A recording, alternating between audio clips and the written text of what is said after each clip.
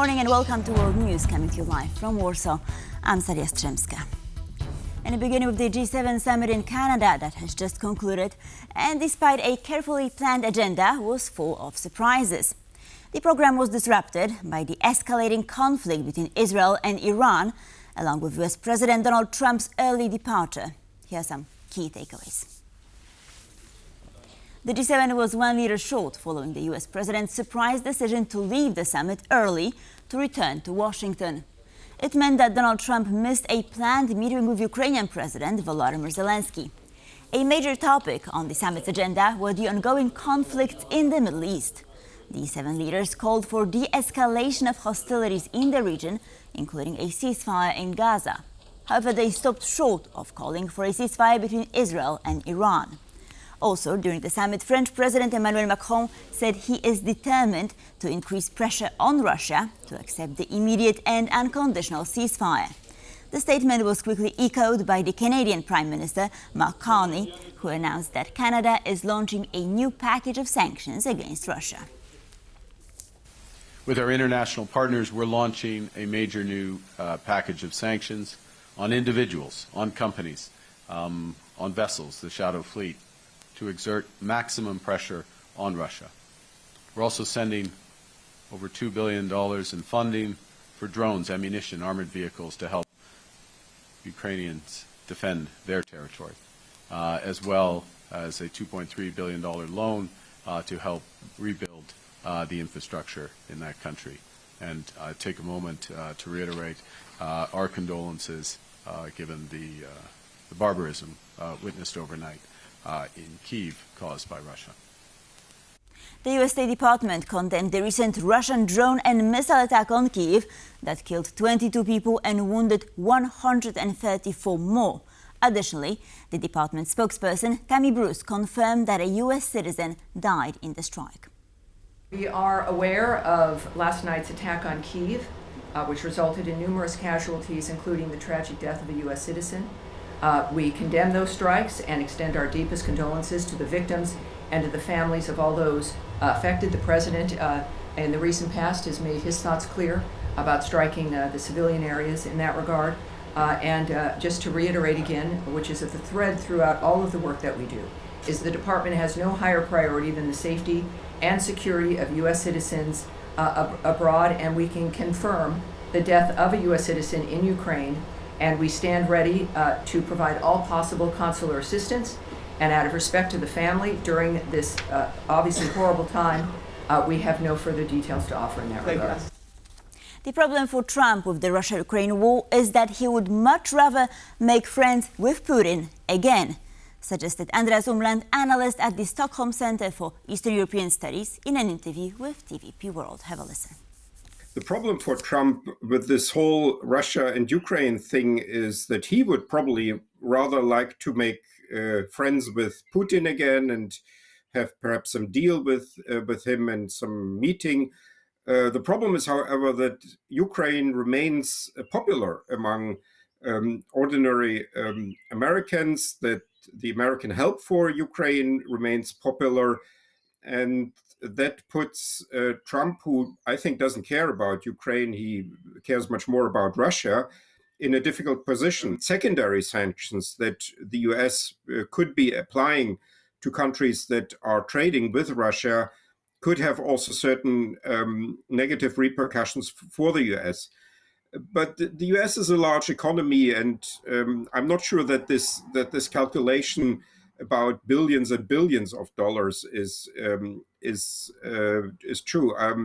I could imagine that this is something just made up by Trump to justify why he's not supporting this project that has been actually developed in the Senate by not only Democrats but also by prominent Republicans like Lindsey Graham. So he's now looking for ways to not impose these sanctions.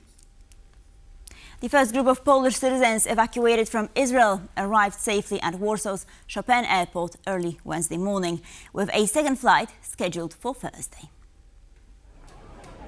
The Polish government confirmed the arrival of the first group of evacuees from Israel, who made their way from Tel Aviv through Egypt. This marks the beginning of a major evacuation operation of around 200 Polish citizens set to return home.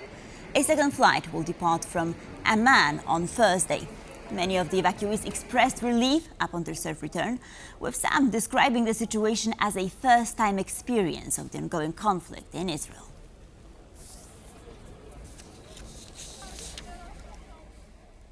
Israel conducted a series of airstrikes overnight, targeting Iranian centrifuge and missile production sites with over 50 aircraft, according to military reports on Wednesday.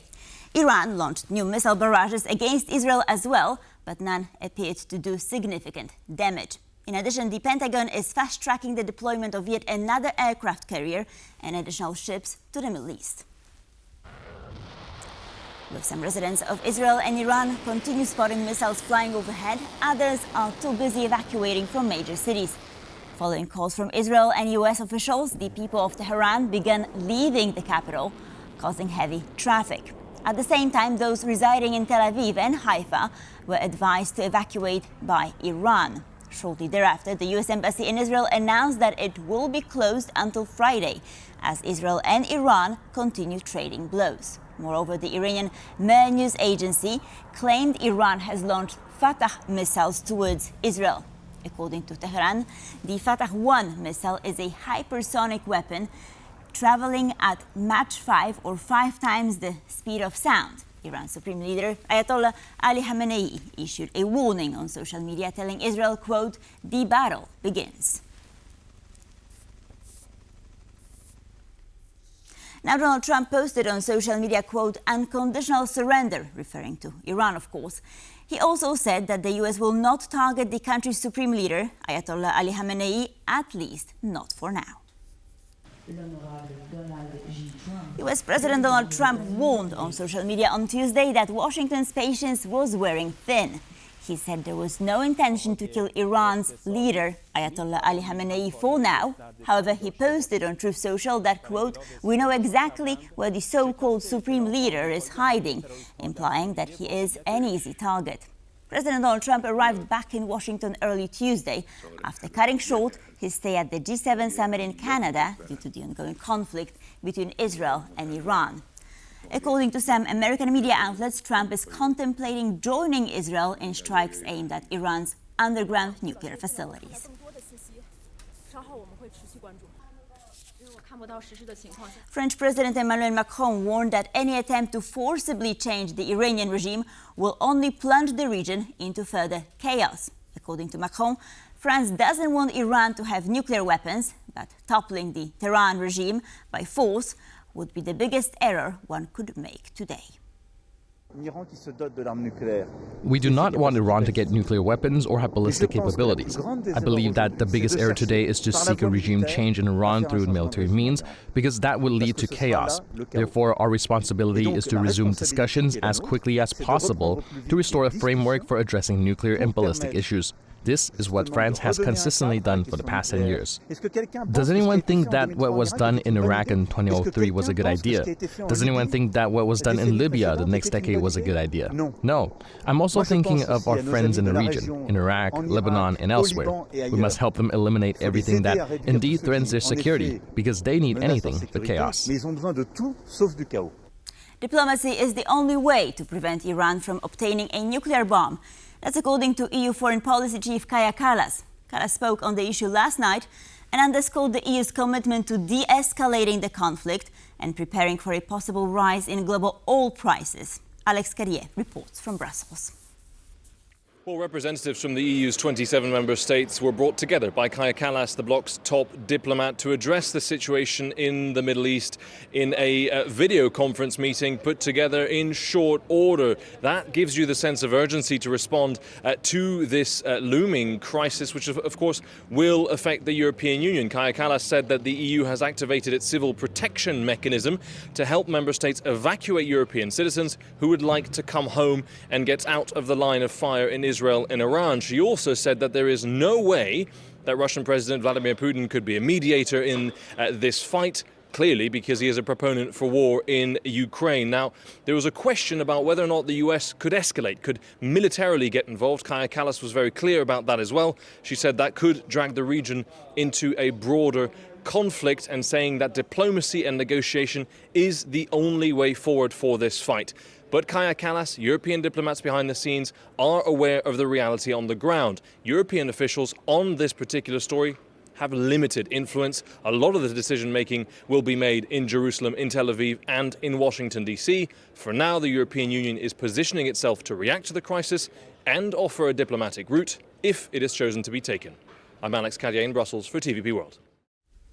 The Pentagon has given the U.S. Northern Command responsibility for U.S. military operations in and near Greenland, the autonomous territory of Denmark. Defending Greenland was previously tasked to the United States European Command, but that will now fall under the U.S. North Command's area of responsibility. Chief Pentagon spokesman Chopin said in a statement that the, quote, change will strengthen the joint forces' ability to defend the U.S. homeland, contributing to a more robust defense of the Western Hemisphere and deepening relationships with Arctic allies and partners. Trump administration officials have previously stressed the strategic importance of Greenland, which borders the Arctic Ocean and houses missile warning and satellite control facilities. Last week, U.S. Defense Secretary Pete Hegseth appeared to acknowledge that the Pentagon has developed plans to take over Greenland by force if necessary.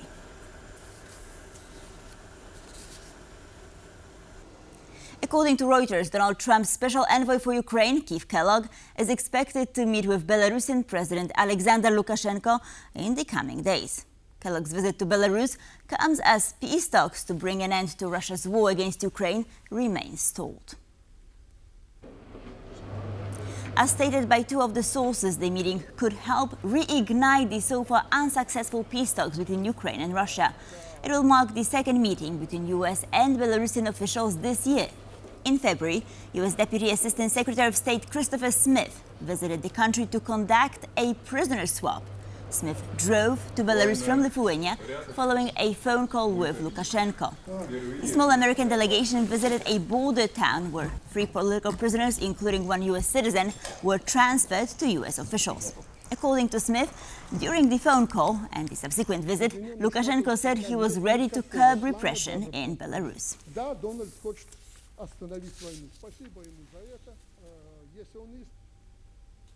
Is the 7th time the charm? After 6 delays, the potential new launch date for the Axiom-4 mission, which includes Polish astronaut Sławomir Uznański-Wiśniewski, has been set for June 22nd.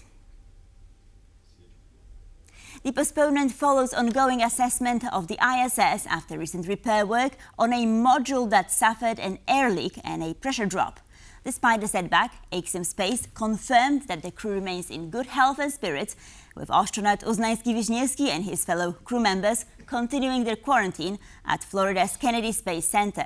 Once launched, the mission will see Uznański-Wiśniewski become the first Polish astronaut aboard the ISS, where the crew will conduct up to 60 scientific experiments during their 14-day stay.